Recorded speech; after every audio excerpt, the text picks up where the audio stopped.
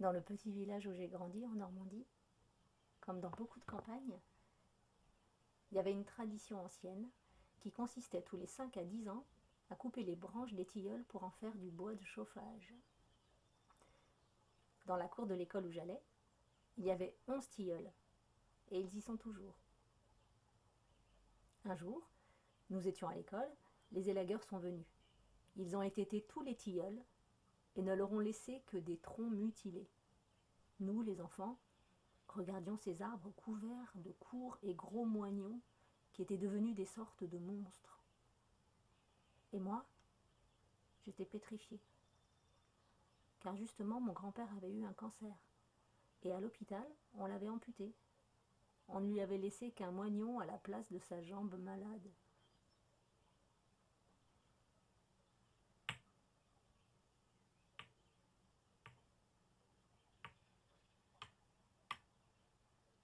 Arbre, personne ne sait si vous souffrez. Enfant, moi, je trouvais horrible de couper vos longues et grosses branches. Moins horrible, bien sûr, que de couper la jambe de mon grand-père. Mais j'avais le sentiment, la conviction que ces blessures devaient vous faire terriblement souffrir, comme souffrait mon grand-père. Vous, les tilleuls, vous avez guéri, vos branches ont repoussé, et vous avez survécu. Mon grand-père aussi a guéri. Et il a survécu à son amputation, mais sa jambe n'a jamais repoussé. Il est resté avec sa peine, son chagrin, et la folle douleur causée par son membre fantôme.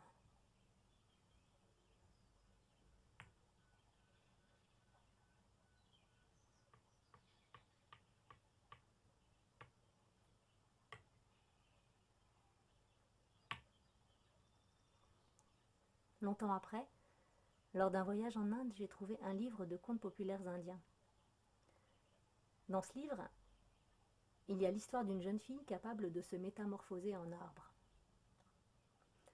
Alors, quand elle était arbre, elle se couvrait de fleurs odorantes qu'elle offrait avant de redevenir fille. Mais pour que cela s'accomplisse, il fallait que quelqu'un exécute avec elle un rituel très précis. Or, un jour, la sœur de son mari lui a demandé de se changer en arbre pour y cueillir des fleurs. Mais elle n'a pas daigné suivre le rituel. Elle a cassé les branches, déchiré les feuilles, blessé l'écorce et arraché les fleurs.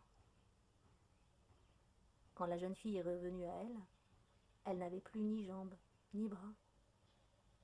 Elle n'était plus qu'un tronc amputé de ses membres. Et c'est ainsi, couchée dans l'herbe humide et froide, que son mari l'a retrouvée.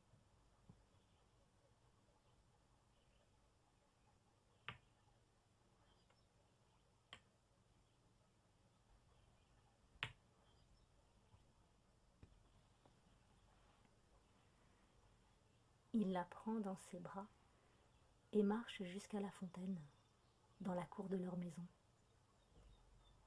Il balaie le sol, le lave à grande eau et dépose par terre le corps blessé de sa bien-aimée. Elle ferme les paupières et entre à l'intérieur d'elle-même. Puis, il verse de l'eau claire et fraîche sur tout le corps mutilé de la jeune fille. Sa peau se couvre d'une fine couche d'écorce rouge de ses poils, de ses cheveux, de ses yeux, de sa gorge, de ses seins, de ses hanches, de son ventre, sortent des branches qui s'allongent, se divisent en brindilles, se couvrent de fines feuilles vertes. Elle devient un petit arbre blessé. Soigneusement, il remet chaque tige à sa place, doucement. Il lie les branches cassées, passe du baume sur les feuilles arrachées et sur l'écorce blessée. Il soigne l'arbre jusqu'au jour où une fleur pousse, et puis une autre, et une autre encore.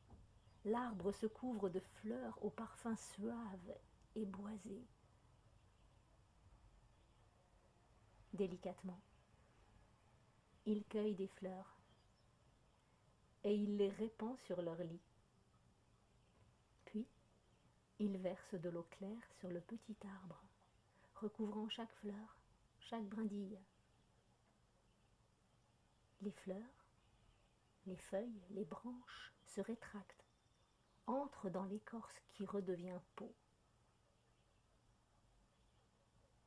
Alors elle ouvre les yeux, secoue sa chevelure et se lève en souriant. Et puis, elle s'allonge avec lui, sur le lit, et les deux amants s'enlacent parmi les fleurs, au parfum doux et enivrant.